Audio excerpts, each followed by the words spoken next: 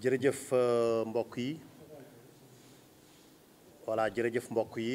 man c'est Lamine Sidibé le président commission d'organisation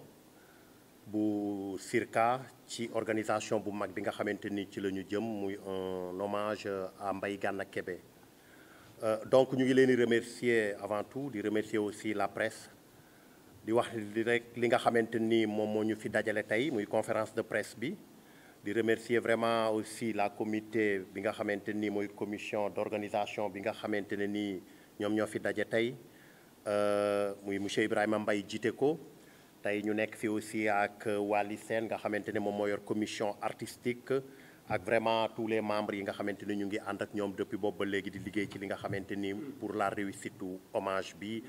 Mafal Seck ak ki nga xamante ne ni moom moo di suñu cousine ak Maguette Ndiaye ñu ngi remercier ñëpp vraiment ñëpp teew nañu di wax ni rek dañu am ci bis boo nga xamante ni ci la ñu jëm muy Mbaye Gana Kébé ñu fas yéene ko rendre hommage avant ñoo wax tuuti pour jox leen li nga xamante ni moom moo di kàddu gi dinañu wax rek kan moo di Mbaye Gana Kébé Mbaye Gana Kébé nekkoon doomu Thiès juddoo ci dëkk bi nga xamante ni moom moo di Thiès 1936 liggéey fii itam liggéey bu am solo nekkoon itam jàngalekat def itam service militaire am jóge fa nekk li nga xamante ni moom moo di inspecteur ñu ràññee ko itam bu baax ci li nga xamante ni moom moo di wàllum bind tey bu ñu xaymaa dañuy jàpp ni moom mooy ki nga xamante ni moom moo ëppale li nga xamante ni bind na ko ci ay téere ci réewum Sénégal ci Afrique yépp donc loolu nekk lu am solo di doomu Thiès ba pare bokkoon itam ci structure yu bari yoo nga xamante ni dañuy yëngu ci wàllu aada ak cosaan nekkoon itam président conseil d'administration bu manufacture sénégalaise des arts décoratifs nekkoon itam conseiller culturel bu ENOA di école nationale des officiers d'actifs pendant ay at yu bari ba jamono jii may wax ak yéen li nga xamante ni moom moo di la bataille de Paoskoto bi nga xamante ni bind na ko bàyyi ko fi moom la waa ENOA di jouer at bu jot bu officiers yi di génn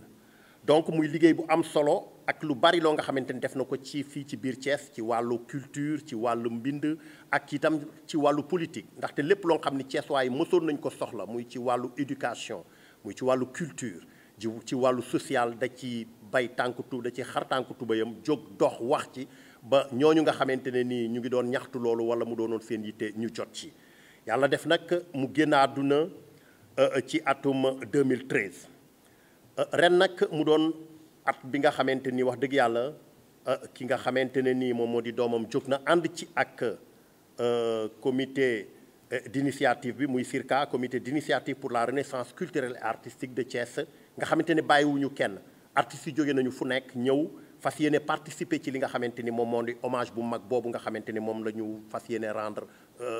nit ku mag kooku di ki nga xamante ni moom moo di Mbaye Gana Kébé ci loolu nag ci la ñuy liggéey boobaak léegi gis nañu wax dëgg yàlla ñi ñu war a gis ñëpp muy les autorités mu war a nekk itam ci li nga xamante ni moom moo di sous le haut patronat du président de la République ñu itam dugal ci ñi nga xamante ni ñoom ñoo di communes yi nga xamante ni ñu ngi ci biir Thiès muy les 3 communes ak ki nga xamee fi nga xamante ni moom moo di commune Thiès ville conseil départementaux yi muy Tivaouane Thiès ak Mbour ak itam ñi nga xamante ni ñoom la doon liggéeyal muy les écrivains l'association des écrivains du Sénégal ak itam li nga xamante ne moom moo di association des écrivains de Thiès kon donc itam mënuñu dem wala mënuñu célébrer Mbaye Gana Kébé un grand hommage te boolewuñu itam li nga xamante ni moom moo di armée nationale ba tax na la participation de l'ENOA kooku lu mënta ñàkk la kon armée bi dinañu participer ci itam seen manière xam naa dinañ ci ñëw ñëpp wax dëgg yàlla Thiès mobilisé wu nañu pour fas yéene nañu mobilisé wu pour célébrer li nga xamante ni moom moo di un grand hommage à Mbaye Gana Kébé rendre ko li nga xamante ni moom la ñu yàgg a taxaw tey ñu won ko ànd ci itam aussi ak sa famille bi nga xamante ne nii wax dëgg yàlla représenté par aussi Aminatou Kébé nekk itam doomam donc di wax ni rek kon bés la boo nga xamante ne nii li koy def nag du lu yomb parce que bés boo nga xamee bés day li ñuy wax naan bés dafay nuru ak boromam te c'était un grand homme kon donc itam lu ñu koy defal dafa war a doon lu rëy ba tax na ci loolu aussi autorités yi wax dëgg yàlla ñu ngi leen di gën di taalal suñu loxo c'est vrai que ñoom ñëpp ñu ngi ciy jóg di ci dox di ci wax pour wax dëgg yàlla la réussite de cet grand événement donc kon daal ñu ngi wax ni jour bi muy le 10 ak le 11 janvier ci la ñu fas yéene amal loolu nga xamante ne nii moom moo di hommage bu mag boobu à Mbaye Gana Kébé du ñu yam ci loolu parce que dinañu continuer am na ci combat boo nga xam ne wax dëgg yàlla ñu ngi ci ànd ak autorités yi te ñu ngi ciy waxtaan ak ñoom sama naataango bi wax na ko léegi ci wax dëgg yàlla boobaak léegi ñu ngi doon xaar ñu tuddee ko bërëb bu am solo fi nga xamante ni moom moo di Thiès muy monument wala muy rue wala muy leneen rawatina fi nga xamante ni mooy lieu symbolique bi nga xamante ne fi la ñu nekk tey muy centre culturel régional de Thiès nga xamante ne réceptionné guñu ko ñu xalaat rek fas yéene cee dox wax ci bind ci itam ay bataaxal ñi ñu ko war a bind yëpp ngir bërëb bi tey bés bu ñu ko réceptionné ñu tuddee ko ce grand nit ku mag kooku nga xamante ni moom moo di Mbaye Gana Kébé nekk l'écrivain le plus publié en Afrique kon daal loolu mooy li nga xamante ne nii moom la ñu amoon lu ñuy wax presse bi di xaar itam seeni laaj comme ni nga xam moom la sama naataango waxee di wax ni rek événement bi le 10 la ak le 11 ñu ngi ci incha allahu rabbi kon loolu foofu daal la ñu am lu ñu ci wax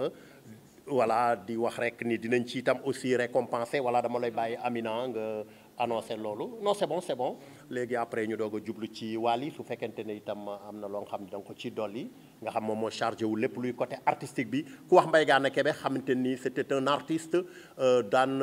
bind ay pièces de théâtre Wally ñu yàgg joué li nga xamante ni moom moo di ay pièces théâtre am ci li nga xamante ni moom moo di la compagnie Cercle du Cayor kon tey il faut itam lu mel noonu war a mën a feeñ ci li nga xamante ni donc moom moo di événement bu mag boobu c'était un militaire c'était un artiste un enseignant un écrivain donc tey facettes yooyu yëpp bëgg nañu wax dëgg yàlla Thiès découvrir ko ci ki nga xamante ni moom moo di nit kooku di Mbaye Gana Kébé. ma ci doon yokk mooy que dafa mel ni Sénégal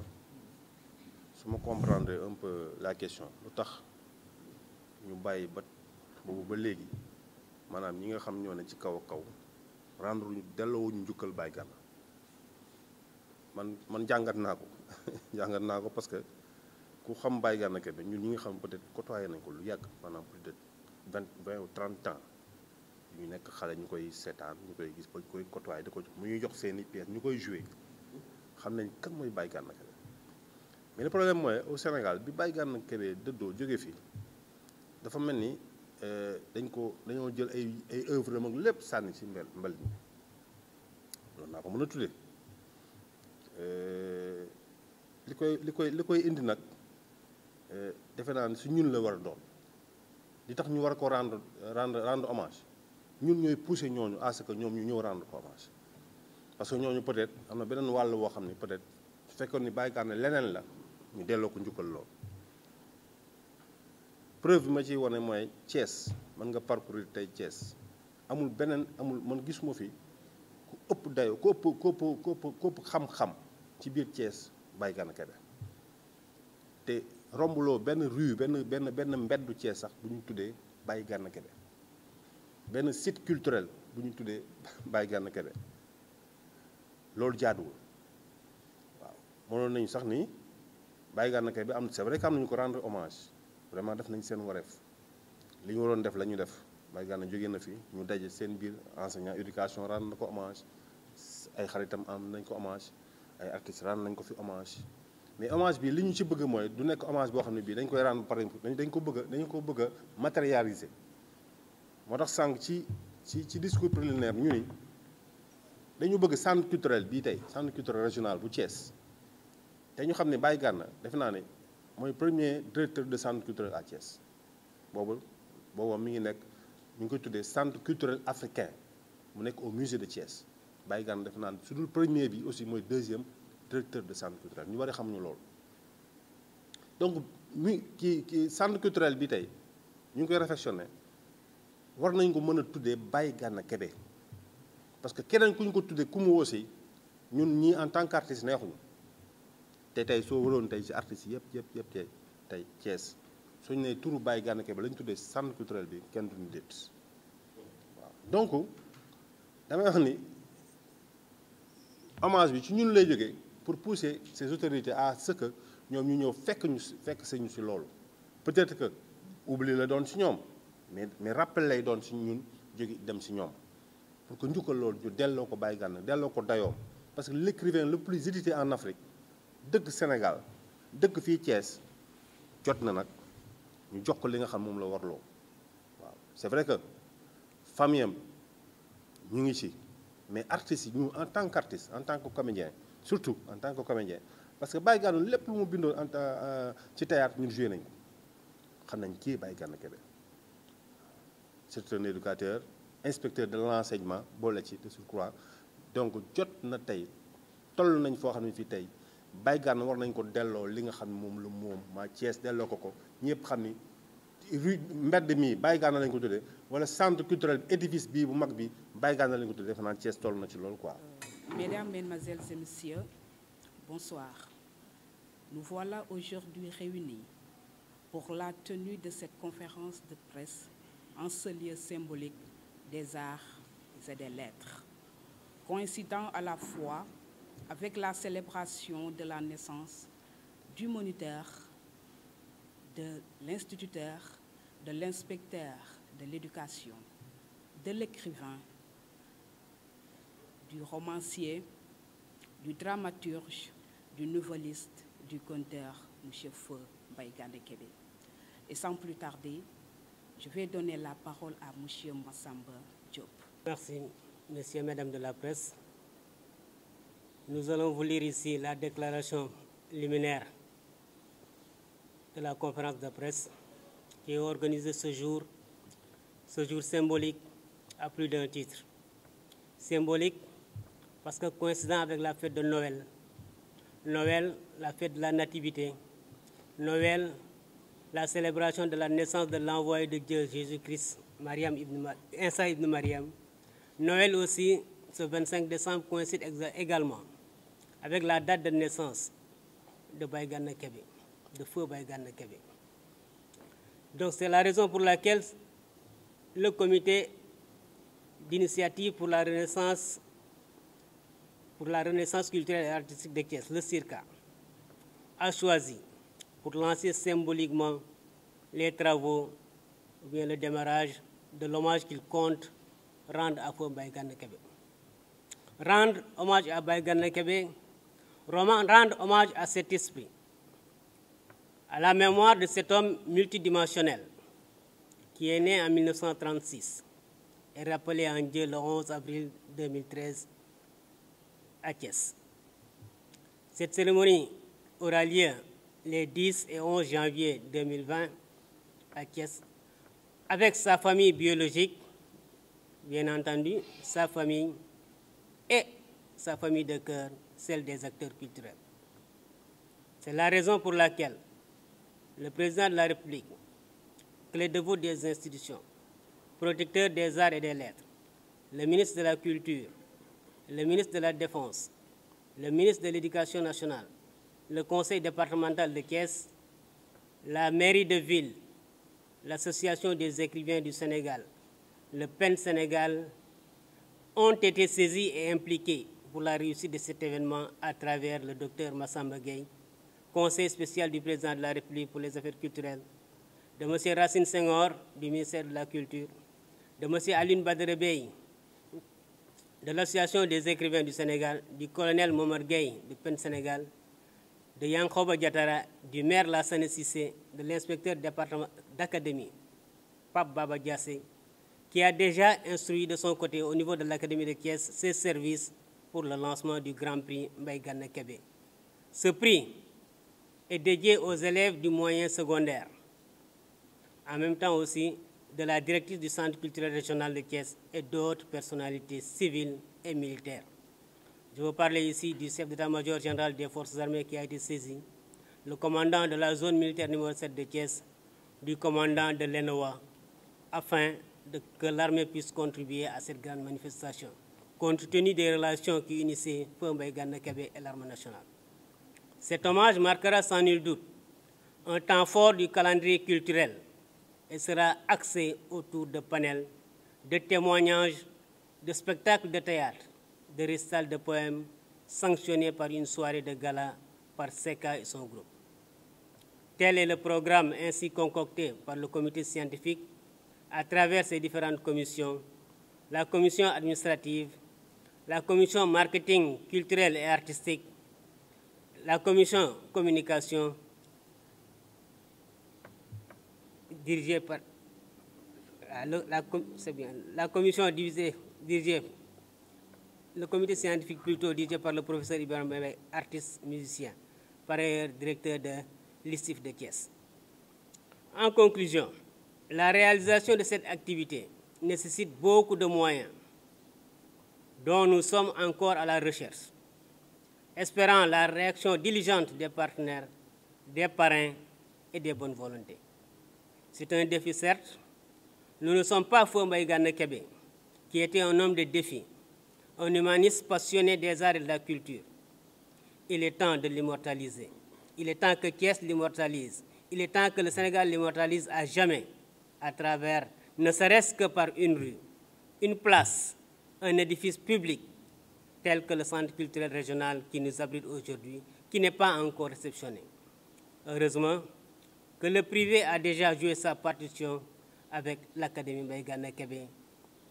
qui se trouve à Thiès. Merci de votre aimable attention. Maintenant, nous sommes à votre écoute pour poser des questions si possible. En attendant, on va donner la parole à Lamine Sidibé, qui est le président de la commission d'organisation, qui va se charger de traduire cette déclaration liminaire, d'en faire une synthèse en langue nationale wolof si possible. Merci bien. Gana Kébé était un homme multidimensionnel, un homme de culture, un homme d'art, un homme de lettres. Il est connu au niveau international. Et comme mon frère l'a si bien dit, il a une famille biologique et une famille artistique. Mbaye Gana Kébé est l'écrivain le plus prolixe de sa génération, le plus édité en Afrique. De ce fait, il a contribué à pas mal de choses, surtout dans le domaine de la culture. De ce fait, quand on est allé voir les autorités, elles nous ont ouvert leurs portes. Surtout, M. Massamba Gueye, le conseiller du président, et M. Lassana Cissé, un homme qui a remué ciel et terre pour la bonne marche de cet événement. Donc, pour le rendre hommage, je vois que c'est un acte noble, un acte que même les autres autorités pourraient faire à notre place. Nous, sa famille, parce que on cumule sa famille biologique et sa famille artistique. Depuis 2013, certes, il y a des gens qui l'ont rendu hommage, mais cet hommage-là sera vraiment différent des autres. Parce que ça sera un événement de taille, un événement multidimensionnel que va présider, qui va être sous le haut patronage de M. Macky Sall et sous l'égide du ministre de la Culture, M. Abdoulaye Diop. Tout d'abord, leur présence. Parce qu'on ne peut pas parler d'hommage sans parler de ces autorités. Certes, faire un hommage de cette taille, ça demande beaucoup de moyens. Pour le moment, on y est avec les moyens du bord. Mais s'ils réagissent, ça pourrait être mieux. Parce qu'il y aura du public.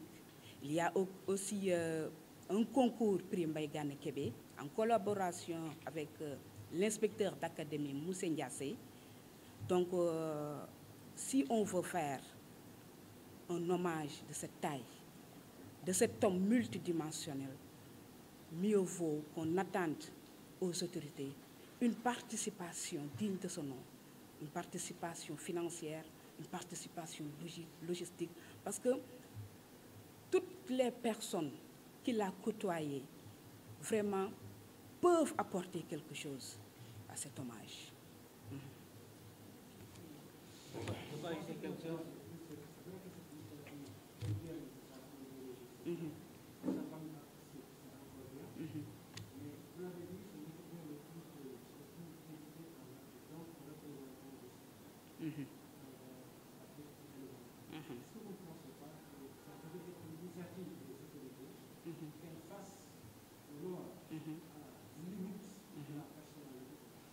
Effectivement, c'est bon. Monsieur Ndiaye, moi je pense que ma question maa ngi koy comprendre un peu quoi. Dafa mel ni Sénégal. Amadou waaw d'accord c'est bon. Voilà.